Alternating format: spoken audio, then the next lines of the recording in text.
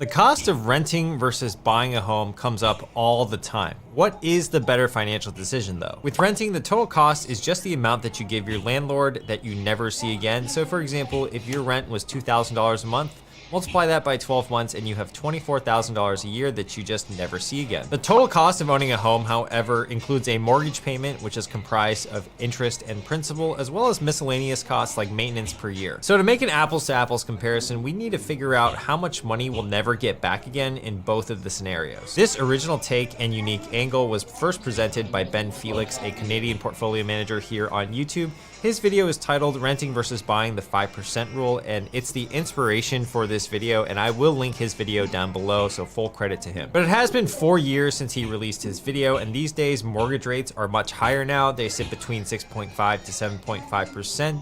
And so I felt like this topic needed a refresh for the times that we live in. The main thing that we're trying to solve for is the cost of home ownership, and we need to get it to a monthly basis, and that way we can compare it to our rent costs and figure out which one is the better option for us. Theoretically, if our monthly cost of home ownership is cheaper than renting a comparable home, then we should probably be buying instead of renting, and the vice versa should apply. Now, Ben states that there are 3 components to home ownership and figuring out this whole monthly cost of calculation here, and that includes property taxes, maintenance costs, as well as the mortgage payment. The mortgage payment will be broken down into 2 different components, which we are going to discuss thoroughly today. However, all of these costs are associated with home ownership that a renter will not face. First, we need to talk about property taxes. So property taxes occur on any property that you own, and basically what it means is by owning that property, you must owe the government or the state that you live in a certain percentage of the property's value in taxes every single year. In the United States, the average property tax rate is 1.11% across all residential real estate. So we're going to use that number in today's example. And we're also going to use the example of a $500,000 home. If you live in Canada, Australia, or somewhere in Europe, I'm going to have a special tool that I'm going to link for you guys today where you can input your own numbers. However, for the purpose of today's video, let's just go with our example. So on a house like this, you're going to pay $5,500 in property taxes every single year. That's 1.11%.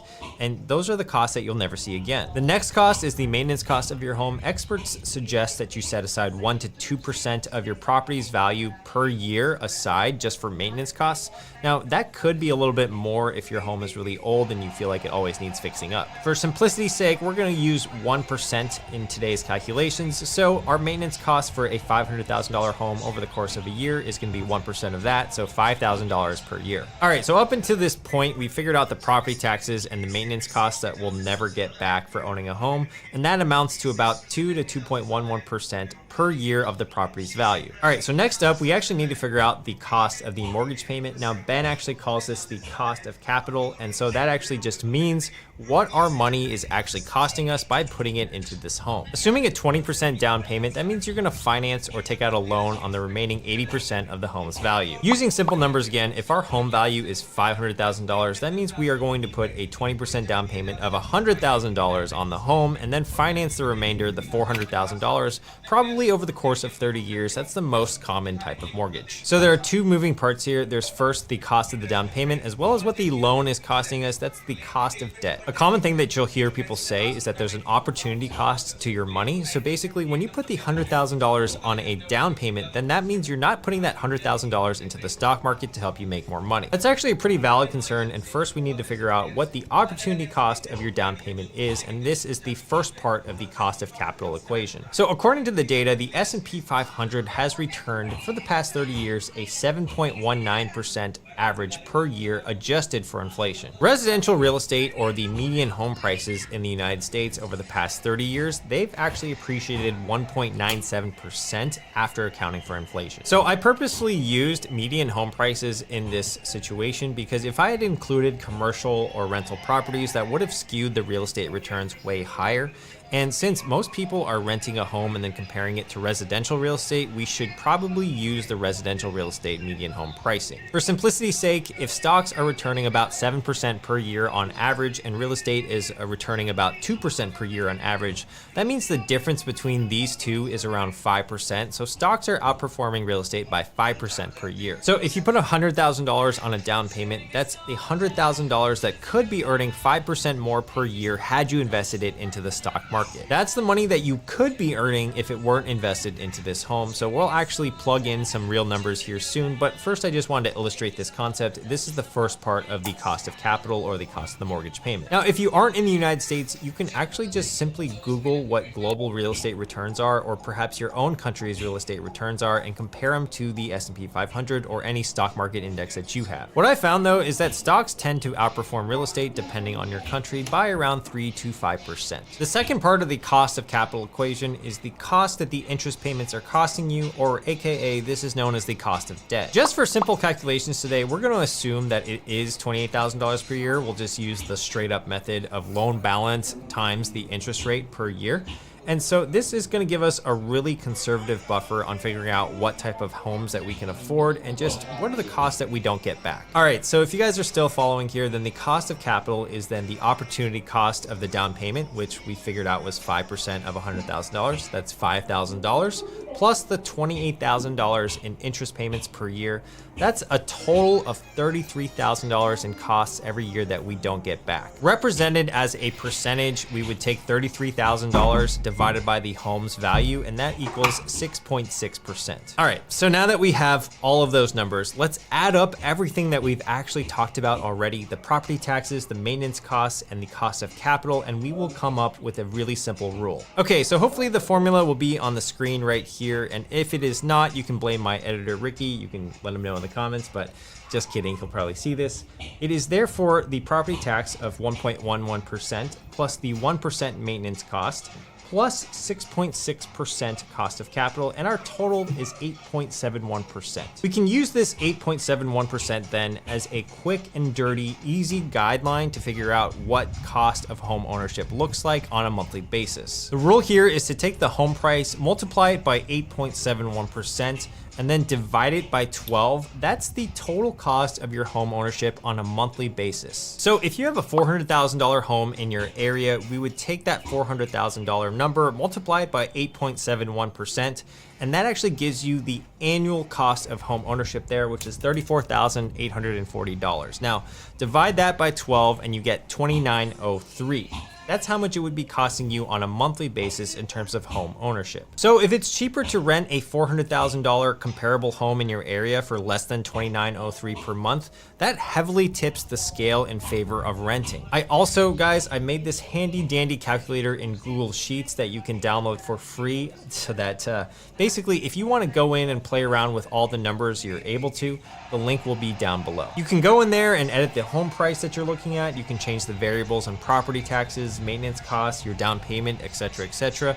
And then at the very end of the calculator, it'll just tell you what your break-even monthly payment is. That way, if mortgage rates change or you live in a different country, you can use this calculator and kind of get a good gauge on what the renting versus buying situation looks like for you. Now, this rule is incredibly simple and a lot of people will love it, but a lot of people will also throw some hate on it as well. Now, it does help you assess what your break-even point is on a monthly basis, but it does have a lot of flaws, and there are some important considerations we should talk about that don't involve the math of buying a home as well. The first flaw that I see is that humans are often irrational and oftentimes impulsive. Like, there are times that I know that it's not a great idea to buy a $7 latte, but I go ahead and splurge on it anyways. Just because there's an opportunity cost consideration of your capital, it doesn't mean that if you don't make that down payment, that the renter is going to take that $100,000 that they might have and invest it perfectly into the market and capitalize on their opportunity cost. Basically, investing takes a lot of discipline, and you also have to play pretty perfectly. Who's to say that that renter is not going to take that down payment and go ahead and just put it all on black? Maybe go make a 21 red. I don't even know what I'm talking about at this point, but you get the idea. Humans are irrational and not always perfect. So there is that, and then also I view a mortgage payment as almost a forced savings method because you are accruing equity while you pay your mortgage payment. That's gonna be a really good thing for a lot of Americans out there who are not very good at saving in general. So on that topic of building equity, today we talked about the cost of interest as simply being the mortgage rate times your loan amount. In actuality, mortgages don't work like that. Mortgages are on what's called an amortization schedule. That means at the beginning of the mortgage, you're you're actually paying less in equity and more of the interest up front. But as 30 years progresses of that mortgage term, what actually happens is that you start to pay less in interest and more in equity as the mortgage goes on. So basically, it's at this point I've kind of realized that your cost of equity and your cost of debt are always changing because of the variation of the amortization schedule. If you pair that with the fact that, hey, there's also 15-year mortgages out there, there's different types of variable rate mortgages out there, then we have a lot of variables that we are not accounting for in today's simple rule. Plus, at the end of 30 years, the cost of interest is virtually gone. It's almost all equity at that point. That'll change the rule that we're talking about today considerably, and as well, that is another benefit or upside to buying over renting, which is at the end of 30 years, you actually have a tangible asset that could have appreciated in value over time. The renter, on the other hand, has been paying this monthly payment every single month, and it's been going into their landlord's pocket and bank account, and they're never seeing the fruits of that money. The third flaw that I see often with this rule is that it always assumes that the conditions are the exact same. Inflation could go crazy one year, which it actually has been, or perhaps your mortgage rate could double, or perhaps the opportunity cost of your equity is a lot different. That's definitely something to consider, and also why I built the calculator so that it could always be revised. Lastly, we didn't even discuss the tax benefits of deducting mortgage interest. So if you are in the United States, you can deduct mortgage interest against your income. Now, the standard deduction in the United States is $13,000 to $14,000 per year on an individual basis. So that means if you don't have more than that in terms of mortgage interest to write off, then it's not really worth it. However, if you do have more than $14,000, let's say, in mortgage interest that you can deduct, then it actually lowers your overall cost of home ownership on a monthly basis. You'd actually have to run these numbers on your own because there's so many variables that come with mortgage interest, as well as the deduction, including your tax bracket, your mortgage amount, and as well as your interest rate. There are also some pros to owning a home that do not involve math calculations at all. The first is that you have predictable fixed payments, especially with a fixed mortgage. Since your payment never actually changes too much, what you can actually do is budget for your mortgage payment accurately. Whereas if you are renting, your landlords could jack up the price at any given moment. Another pro is that you have way more control when you own your own home. So basically, if you make modifications or updates to your property, you don't have to run it by a landlord. You also have added security because the landlord isn't going to just evict you or kick you out because they sold their property to another owner. The other nice thing about owning a mortgage is that inflation actually helps you out. Now, I know that this sounds a little bit counterintuitive, but basically what it means is that you owe less dollars in terms of value over time. I'll give you a pretty extreme example here that doesn't really exist, but let's pretend for a moment that there was a 50-year fixed mortgage and that you bought your house 50 years ago. Now, before you come for me, I know that there's not a 50-year mortgage out there that doesn't exist, and the 40-year mortgage is just a myth as well, but just entertain me for the sake of this example. So 50 years ago, you get a 50-year fixed rate mortgage and your mortgage payment is $300 per month. Well, back then, $300 a month is like $2,000 a month today. However, because of this fixed mortgage payment that you have, you're still paying $300 a month for the entire life of the loan. And these days, I don't know about you guys, but $300 doesn't seem like all that much. That actually happens with a normal 30-year mortgage, just on a smaller, lesser scale. And the last and biggest pro of owning a home is that you could see a ton of capital appreciation when it comes to your home value. Take a look at this example from one of the homes in my area that sold earlier this year. It sold for $599,000 back in 1995. And recently just sold in January for $3.23 million.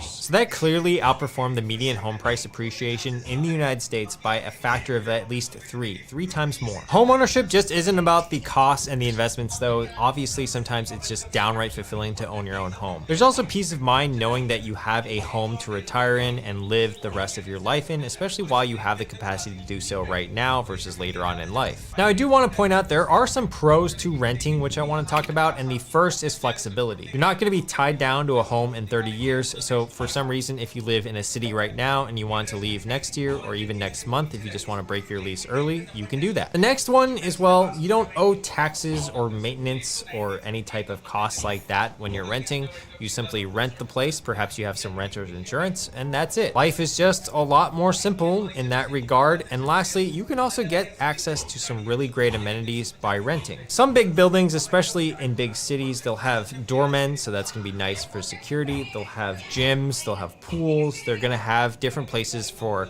barbecuing and holding events and stuff like that. And you're just not gonna get that when you own a home. The biggest takeaway that I have for you guys today is that you need to run your own numbers when it comes to renting versus buying a home, especially if you're trying to figure it out for your own location. However, with the calculator and the 8.71% rule today, I think that you should be pretty financially equipped to figure out the situation on your own. With mortgage rates being so high in the United States as of right now, it really looks like renting is gonna be much more appealing than owning a home, especially in the short interim period. However, if you're planning on staying in a place for more than 5 to 8 years and you're actually buying a home, I think that actually has the greatest potential for the most amount of upside in terms of an investment. All right, I hope that you found this video helpful. If you did, make sure to subscribe to this channel and also check out my next video, which I'm gonna leave right here or right here. And let me know what you guys thought in the comments about the renting versus buying situation. And I'll see you guys in the next video.